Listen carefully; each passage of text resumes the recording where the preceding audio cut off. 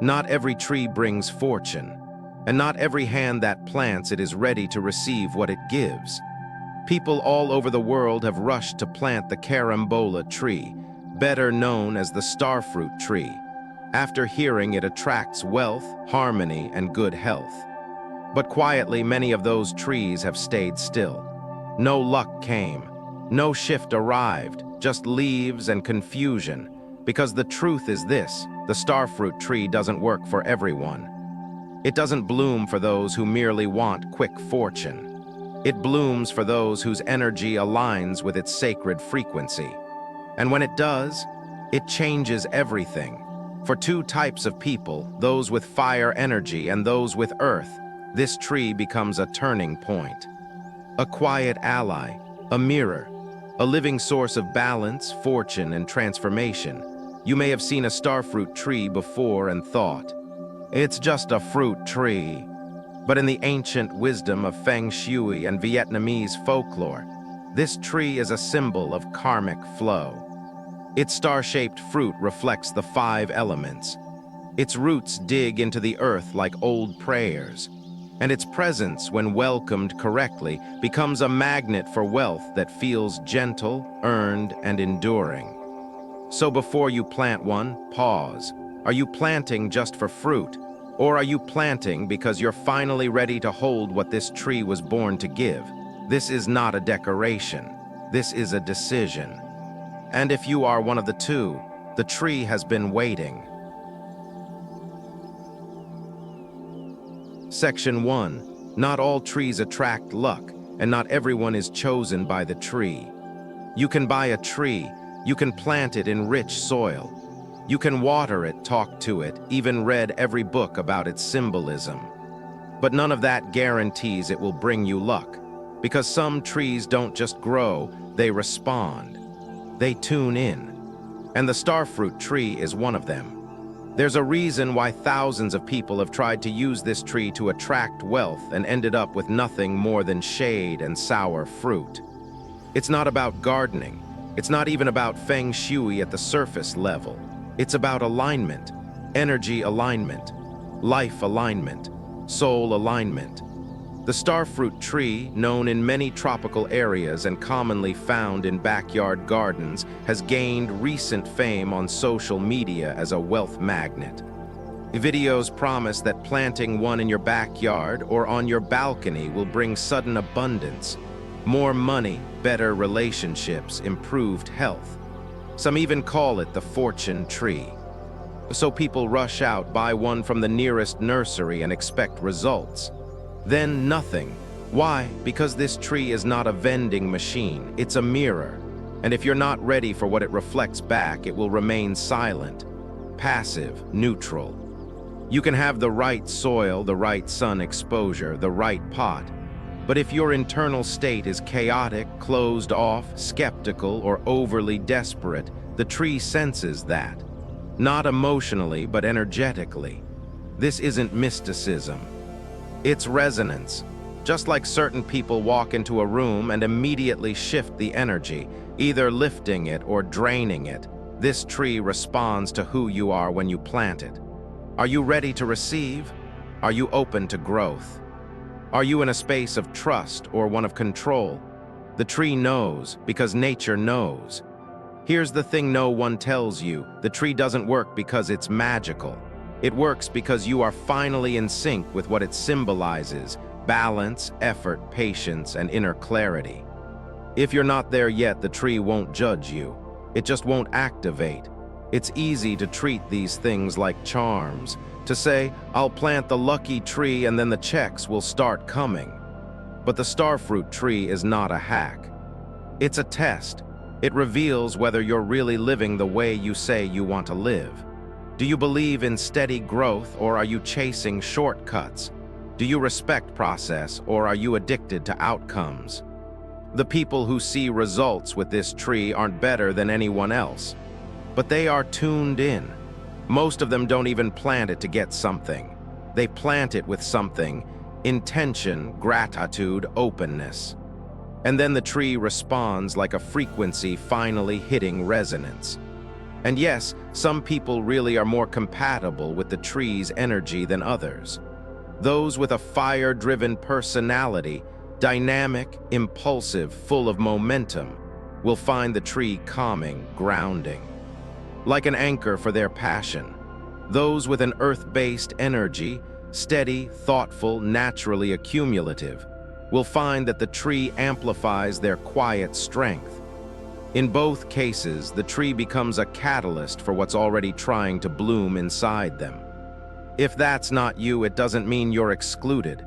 It just means the tree might challenge you. It might frustrate you.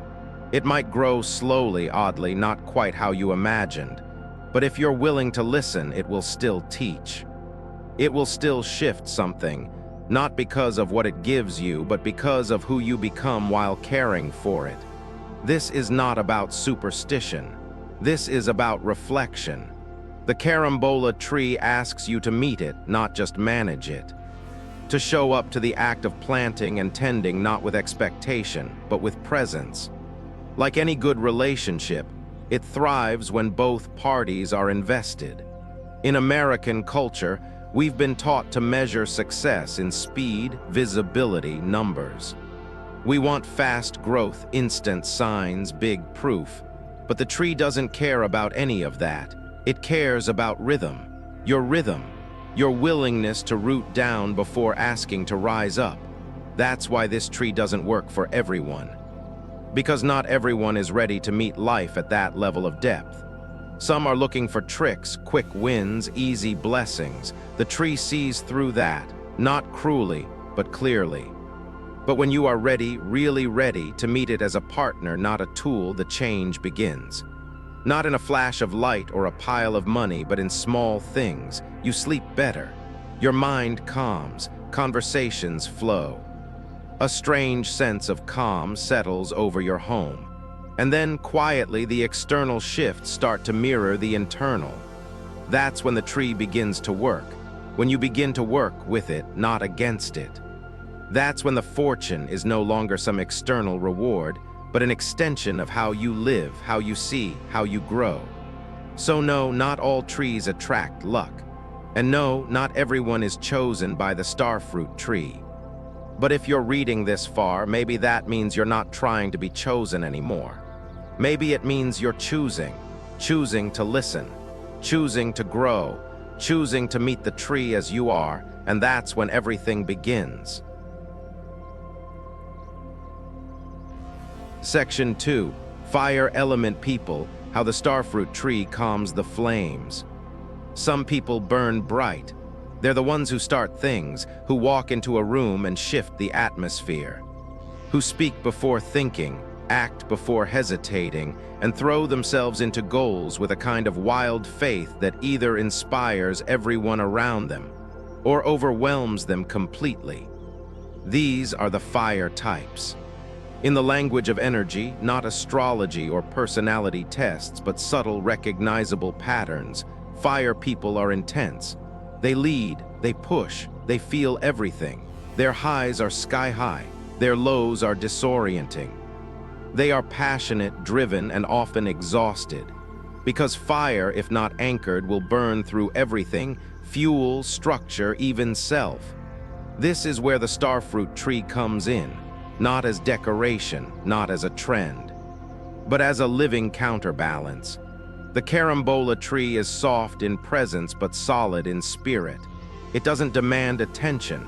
It doesn't bloom in flashy colors. It grows slow, steady, deep. Its fruit is not loud. It's star-shaped, yes, but subtly, quietly. And that's exactly the kind of energy fire types don't naturally produce, but desperately need. There's a reason why fire creates earth in the 5 elements theory. When something burns, it leaves behind ash, soil, substance. Fire purifies, but only if it has somewhere to land, somewhere to settle, somewhere to root. And the starfruit tree is one of the best earth holders you can bring into your life if your fire has been running wild. For fire types, tending to this tree is not just a nice gesture, it's medicine. Real, practical, spiritual medicine. Because the tree does something no routine, app, or motivational quote can do. It slows you down without scolding you. It invites you to be present without demanding perfection. It reminds you that some things bloom only when you stop pushing. And here's the magic. The more you care for the tree, the more it mirrors what you've been needing. A break from urgency, a soft place to land, a steady, nurturing rhythm. You start to water less aggressively. You prune more carefully. You start to notice when the leaves begin to curl. Not because you're obsessed with the tree, but because it has taught you to pay attention to signs, to timing, to breath. Over time, the emotional swings that used to define you, those moments of I'm all in or I'm disappearing, start to level out. Not because you're trying to change, but because you're learning a different rhythm, the tree's rhythm, and your body, your nervous system, your heart, all of it begins to sync. You may start waking up earlier, not with anxiety, but with intention. You step outside, you check the soil, you run your fingers over a new leaf, you breathe. And suddenly you realize the fire inside you hasn't died, it's just warmer, wiser, focused. It's not scattered heat anymore, it's purposeful warmth. This change matters, because fire types tend to lose everything in their all-or-nothing cycles. One bad week can derail months of progress. One emotional outburst can undo a year of trust.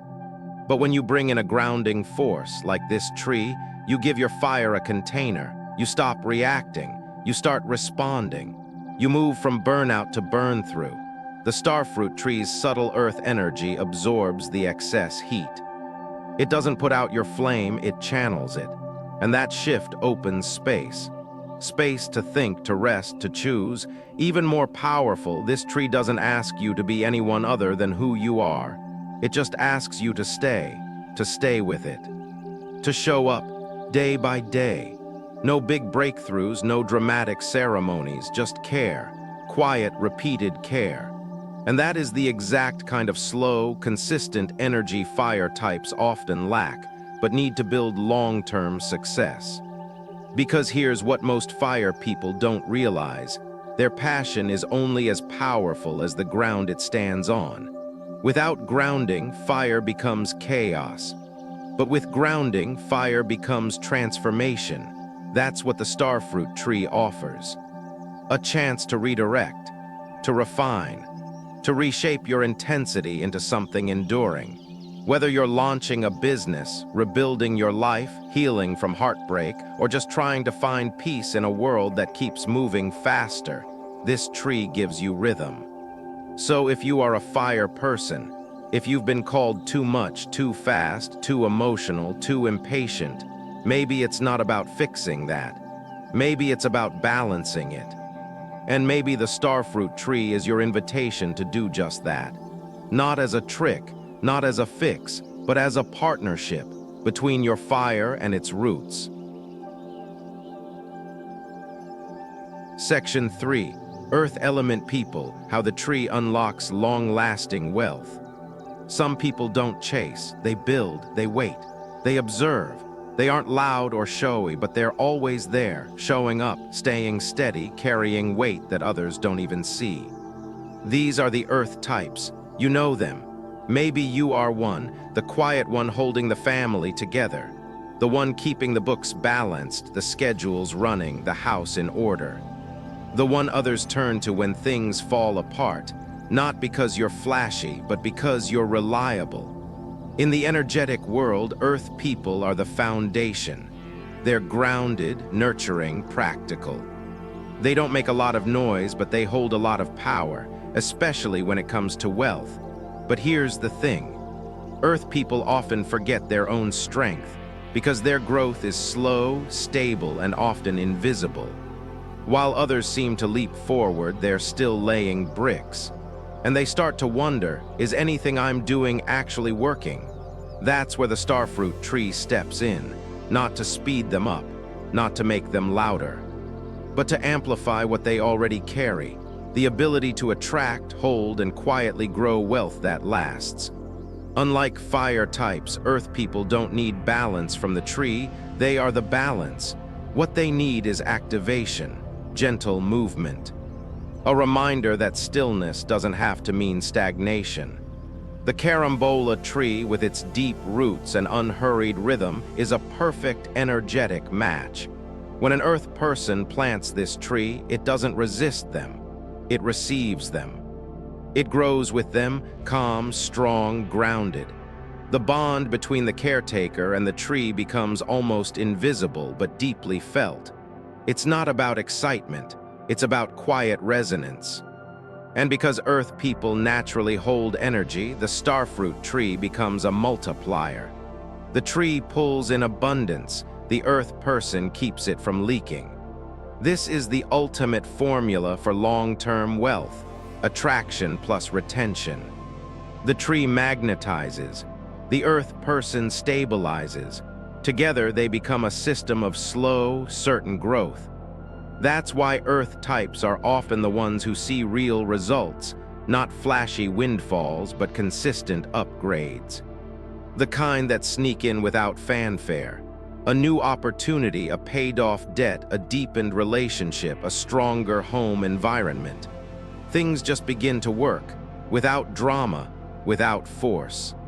But, and this is important, earth energy can get sluggish if not stirred. Like soil left untended, it can harden. The routines become ruts. The calm becomes numbness.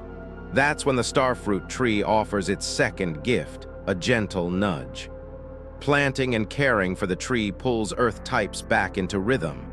Watering, pruning, noticing. These simple acts become a kind of movement, slow, sacred, intentional. They bring air into the soil, light into the mind, and momentum into a life that may have paused too long. Even better, this tree doesn't demand reinvention. It doesn't ask you to be different. It simply responds to your energy. If you're steady, it grows steady. If you're consistent, it fruits consistently. That kind of reflection is rare in a world that always asks you to be more, do more, move faster. For earth types, this is healing. Finally, something that says, your pace is enough. Your presence is enough. Your patience is powerful. The tree becomes a daily mirror, reflecting back the truth that what you've been quietly building inside, stability, generosity, care, is more than enough to welcome prosperity. You don't need to chase it. You just need to keep showing up like you always have. There's also something else, something deeper. Earth people often form bonds with places. They feel the pulse of their home, the energy of land, the mood of a room. When they plant a tree, especially a tree with strong earth resonance, they're not just planting a plant. They're planting a relationship, one that grows silently but surely. This connection becomes a kind of energetic contract. I care for you, you bless this space, we grow together. The tree becomes an ally, not because of rituals or superstition, but because that's what happens when energy meets energy without resistance. And over time, something shifts.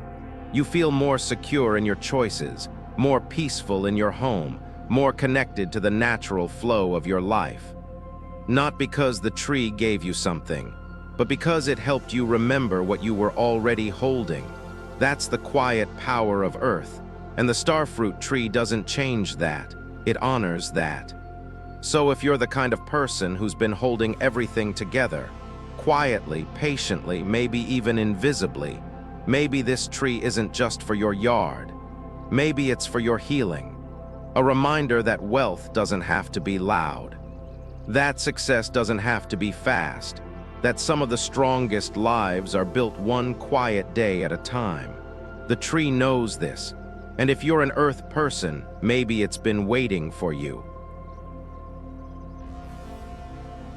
Section 4. Where you place the tree is where your fortune flows. A tree can be powerful, but the wrong placement can mute that power completely. Think of your home like a living organism. It breathes, it pulses, it stores memories. Every doorway, every window, every corner has a current of energy moving through it. some fast, some soft, some blocked. And just like placing a heavy object on someone's chest can restrict breath, placing a tree in the wrong spot can disrupt the natural flow of abundance in your life. This is why placement isn't just a detail, it's everything. The starfruit tree, with all its quiet potential, needs to be positioned in a way that supports, not suffocates, your home's energy. In Feng Shui, we talk about energy flow, but you don't have to be a master to feel it. You felt it before. A room that instantly calms you, or one that makes you tense up. The feeling when a space feels open and clear or heavy and off. That's energy. And where you place this tree determines whether it amplifies flow or blocks it. Here's the first rule. Never place the starfruit tree directly in front of your main door. That door is not just an entrance, it's your home's mouth. It's where opportunity comes in. It's where life moves in and out. When you place a wide, dense tree directly in front of it, you may think you're adding shade or beauty, but energetically you're building a wall. You're telling the world, I'm not open. Many people do this without realizing it. And then they wonder why progress stalls, why opportunities dry up, why money feels like it's circling around them but never quite landing. The truth might be right outside, rooted in the wrong place. So where should you plant it? The southeast corner. Why? Because this direction represents growth, expansion, and financial energy. It's connected to the wood element, which feeds the fire, which gives birth to earth, creating a full cycle of nourishment for the starfruit tree. In simple terms, the southeast side of your home is like a natural greenhouse for abundance. When the tree is placed there, it aligns with the deeper currents of success. Not flashy success, but stable, rooted, growing from the inside out success. If you live in an apartment or condo, don't worry. You don't need a backyard. A balcony works beautifully as long as it faces southeast and gets sunlight. Even a sunny windowsill can support a small potted version. What matters most isn't the size of the tree, it's the sincerity of your placement and care. Now, here's something most people don't think about: the energy of the spot where you're placing it. Let's say your southeast corner is cluttered, dusty, or unused. That matters, because the energy of that space becomes the soil the tree is rooted in, even if it's in a pot. So before planting, take a moment to clear the area, wipe it down. Remove items that carry frustration, regret, or stagnation. This is not just about aesthetics, it's about clearing the path for fortune to move in. Think of it like preparing a guest room. You wouldn't invite someone important into a messy, ignored space. Treat your chosen corner the same way. Create a welcome. Lay the groundwork. Because when you place the tree with intention, something powerful happens. Your environment starts to cooperate. Light hits differently. The air shifts, and your home begins to feel like it's working with you instead of against you. There's also a psychological layer to this. The act of choosing a placement is symbolic. It's you saying, I'm ready to receive, I'm open to what flows in. That alone can begin to shift how you interact with your space, your time, your money, your goals. And if you live with others, family, roommates, a partner, that tree becomes a subtle communicator. Its location can gently influence how people move, how they gather, where they pause. Without saying a word, the tree reshapes the energy map of the home. But remember, this isn't a set-it-and-forget-it move. Placement is step one. Presence is step two. You still need to check on the tree, see how it's adjusting. Is it getting enough light, enough air? Is the space around it still clean, intentional, welcoming? Like any relationship, it thrives with attention. So here's a quick guide to remember.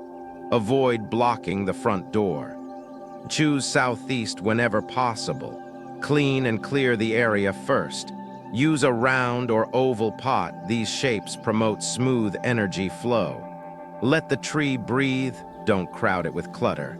Revisit the space weekly, keep it alive. Keep it intentional. And one final tip, watch the light. Morning sunlight is the most supportive, gentle, nourishing, expansive. If your tree catches the early light, it's like charging it with the day's first breath.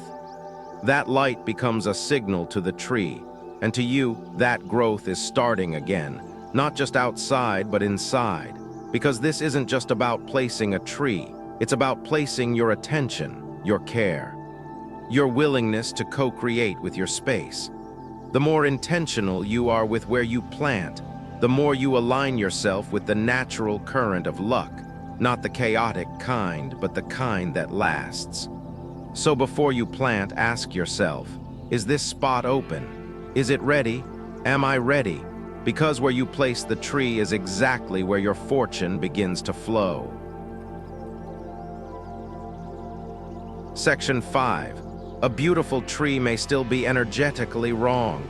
It's easy to think that beauty equals benefit, that if something looks full, lush, and vibrant, it must be doing its job. But when it comes to the starfruit tree, especially in the space where you live and breathe, appearance isn't everything. In fact, it can be deceiving. There are trees that look perfect. Broad leaves, thick branches, the kind of green that makes you pause and take a photo. But walk into the house behind that tree and something feels off, heavy, unclear. Like the energy is stuck, circling, never quite reaching its destination.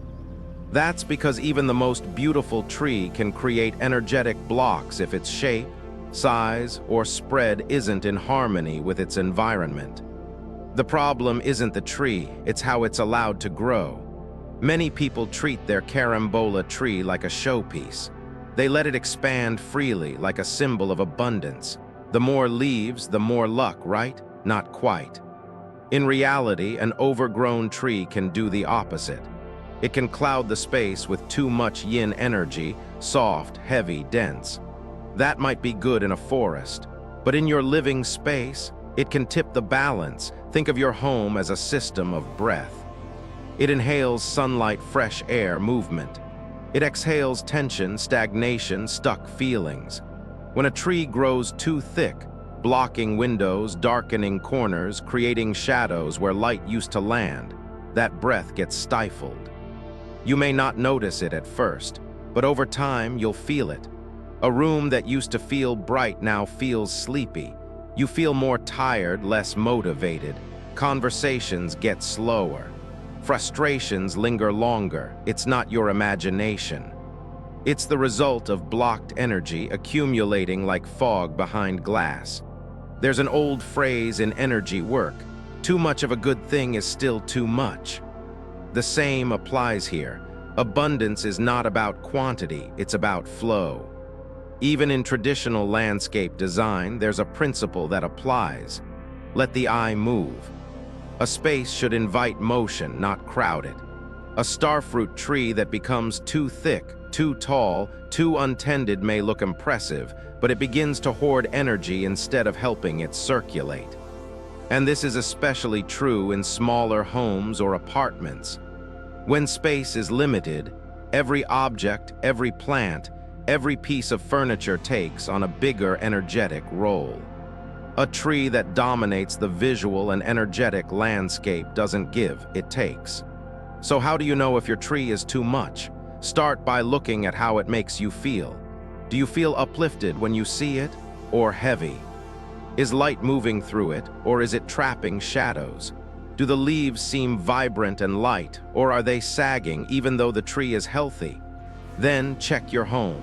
Since the tree was planted, has the space felt more energized or more weighed down? Are your windows clearer or more dim? Have your mornings felt fresh or foggy? These are not small questions, because the answers tell you what the tree is doing, not visually but energetically. If you notice stagnation, don't panic. Don't cut the tree down. It's not working against you, it just needs guidance. A little pruning, a little breath. This is where mindful care becomes key. Every tree has a breathing line, a space between its core and the outer branches where air should move freely. For the starfruit tree, this means keeping the central trunk visible, allowing sunlight to pass through the middle, not just skim the surface. Start with gentle pruning. Remove crisscrossing branches, thin out the canopy. Cut away old or yellowing leaves. You don't need to shape it into a sculpture, just open it up. Think of it as making space for the light to return, and do this regularly. Once a month is enough. Set a day, maybe aligned with the new moon when things naturally reset, and spend 15 quiet minutes with the tree. Not just cutting, but observing. Touch the bark. Notice new growth. Ask yourself, what can I let go of this month? Then trim accordingly, because this isn't just about the tree, it's about you. When we let things grow wildly out of habit, because we're too busy, too distracted, too sentimental, we're often doing the same thing internally. Holding onto more than we need, letting beautiful things become burdens. But when we prune with intention, when we choose light over excess, we invite energy to move again. In the tree, in the home, in ourselves. That's the real lesson here. Beauty isn't about how full something looks. It's about how freely it breathes. So yes, your tree may be stunning, but if it's stopping light from entering your space, blocking the wind from moving gently through, or overwhelming your energy field with too much density, it's not serving you. Not really. The goal isn't to have the biggest tree. It's to have a tree that lives with you, not over you. Let it grow, yes, but also let it breathe. Let it be a partner in your home's energy, not a shadow that falls across it. Because sometimes the most powerful shift doesn't come from adding more. It comes from making space. Section 6. The power of small, why bonsai starfruit trees attract focused fortune. Big trees get all the attention. The ones that stretch wide, tower tall, sway in the wind like they own the sky. We've been taught to believe that bigger is better. That more is always more. But in energy work, in spiritual alignment, and in real, everyday life, sometimes small is where the magic lives. Enter the bonsai starfruit tree. At first glance, it feels almost too delicate to matter. Just a miniature version of its full-sized cousin. It fits in your hands, rests quietly on your balcony, sits beneath a window like a house guest too polite to speak unless spoken to. But don't let its size fool you, because this small tree carries big energy. And for many people, especially those living in apartments, shared spaces, or homes where energy needs to be curated carefully, a bonsai starfruit tree may actually be more powerful than a large one. Why? Because it teaches the art of concentration, of intention, of quiet abundance. The bonsai, by its very nature, is shaped, not by force, but by mindful guidance. It doesn't grow wild, it grows with you. Each curve in its branch is a conversation. Each trimmed leaf is a choice. It's not just a plant, it's a practice. And when that practice is paired with a tree like the starfruit, already known for attracting wealth, calming energy, and grounding emotional chaos, you get a living magnet for focused prosperity. Here's the difference. A full-sized tree spreads its energy broadly. Its canopy may reach the neighbor's fence. Its roots may stretch further than you know. It's wide, generous, diffuse, but a bonsai, it gathers all of that power and holds it close. Compact, clear, it doesn't waste energy, it directs it. Think of it like a flashlight. A broad beam shows everything, sure, but a focused beam, it penetrates, it reaches deeper, it finds what others miss. That's the energy of a bonsai starfruit tree. In a small form, it still carries the same elemental magic. The five-pointed fruit, the evergreen leaves, the earth-toned bark. But it does so with precision, with purpose. This is especially powerful if you tend to feel scattered, if your energy, your finances, or your emotions often feel spread too thin. The bonsai teaches containment. It says, hold your power closer, don't dilute it. And it doesn't just teach it passively, it requires it.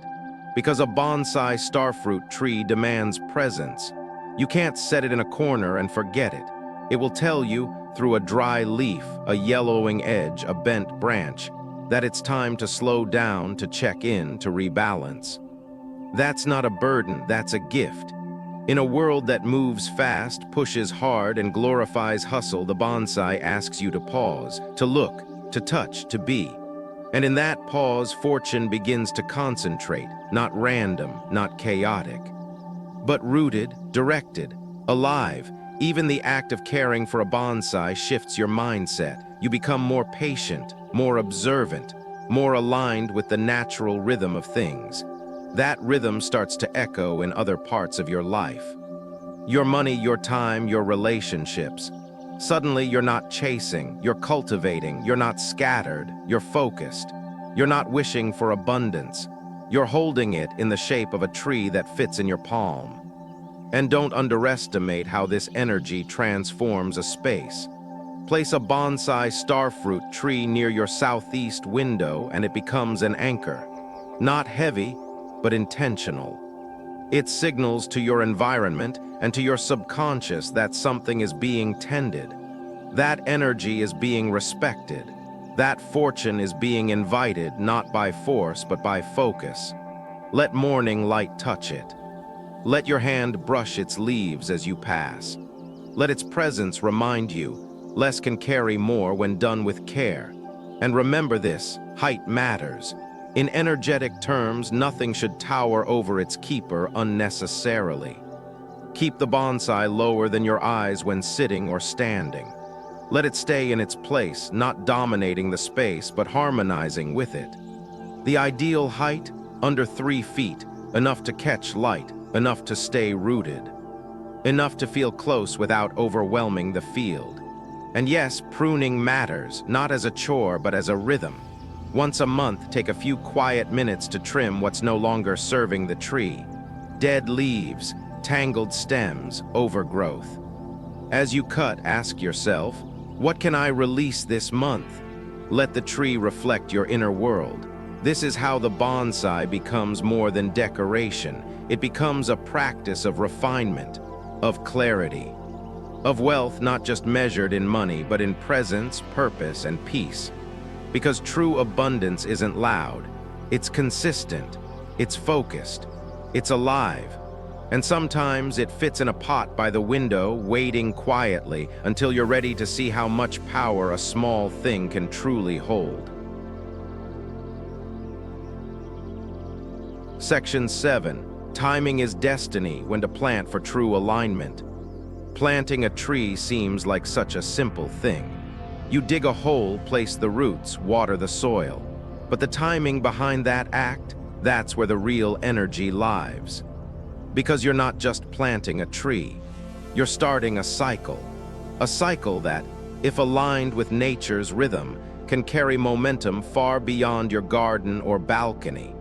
It can carry into your career, your relationships, your finances, your peace of mind. And the moment you choose to begin that cycle, it matters. The starfruit tree isn't just another houseplant, it's an energy partner. And when you partner with something powerful, you don't just show up whenever. You choose your moment. You set the tone. That's why when it comes to planting this tree, timing is destiny. The best time to plant a carambola tree, energetically and practically, is early in the year, specifically at the beginning of spring. This is when the energy of the planet itself begins to rise. The sun lingers a little longer each day. The soil softens. The air wakes up. Everything in nature is saying the same thing, begin again. Spring carries rising yang energy. It's the season of movement, expansion, and growth. Think of it like the universe breathing in. That breath, that upward momentum, is exactly the kind of current you want to ride when planting something that's meant to anchor fortune. When you plant a starfruit tree during this window, you're not just giving it a better chance to root physically.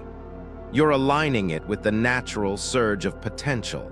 It becomes part of the larger story of life waking up, and in turn, your own life begins to stir. But don't just look at the calendar. Look at the day. Not all days carry the same energy. Some are fast and scattered. Some are quiet and strong. In ancient traditions and even modern lunar-based calendars, certain days are considered opening days, times when cosmic conditions align to support new starts. These are the days you want to circle, not out of superstition, but out of respect for rhythm. So how do you choose? If you're tuned in, you'll feel it. That day you wake up and the air feels crisp, like it's holding a message. That day when your mind feels clear, that's a planting day. If you want more structure, follow a lunar or seasonal calendar and find days marked for initiation, grounding, or wealth alignment. And don't overlook the hour. Planting your tree during the right part of the day can be just as impactful as the season. Early morning, between 7:00 and 11:00 a.m. is ideal. This is when the sun is rising but still soft, when the day hasn't yet filled with distraction, when your own energy is still fresh. It's the time of calm power, not chaotic urgency. This matters because the way you begin something sets the tone for how it grows. A tree planted in rushed energy absorbs that tension. A tree planted with presence, with clarity, with stillness, it remembers. It roots differently. It listens. So when the moment comes, treat it like a ceremony. You don't need incense or chants or rituals unless that speaks to you. You just need awareness, a sense that this isn't random, that this is a beginning worth honoring. Set your intention. Hold the tree in your hands and say, out loud or in your mind, what you are ready to welcome. Not a demand, not a wish list. A simple truth, something like, with this tree I invite stability. I plant the energy of calm, rooted growth. I am ready to receive. Then plant, let your hands feel the soil. Let the air touch your skin. Let it be personal. This is how energy opens, not with big declarations, but with honest presence. And after the tree is in the ground or in the pot, after it's watered and settled, sit with it for a moment. Not to check your to-do list, but to acknowledge the shift you've just made. You've planted more than a tree. You've planted attention. Energy, destiny. Because the truth is, not all beginnings are equal. Some are rushed. Some are reactive. Some are forgotten before they're finished. But when you begin with alignment, when you choose the right time, the right breath, the right awareness, you create momentum that doesn't have to be pushed. It carries you. The starfruit tree knows this.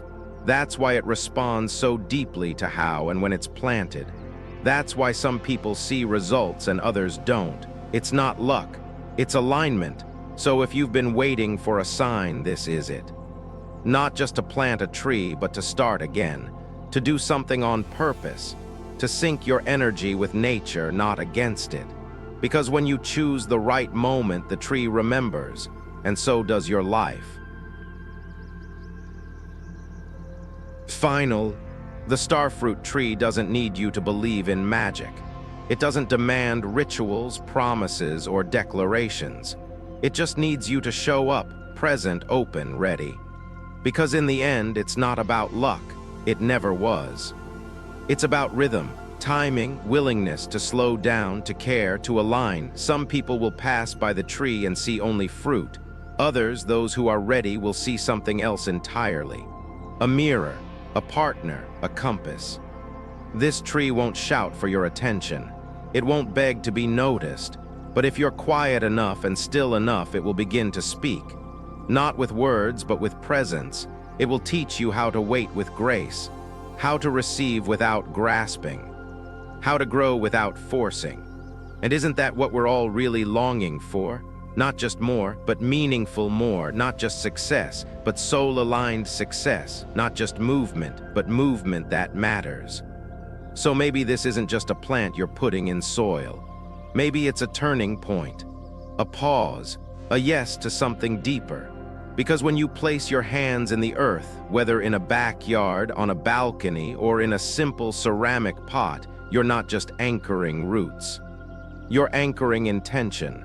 You're sending a message not just to the universe, but to yourself. I am ready, not to chase fortune, but to become the kind of person who naturally attracts it. Let that tree grow. Let it take its time.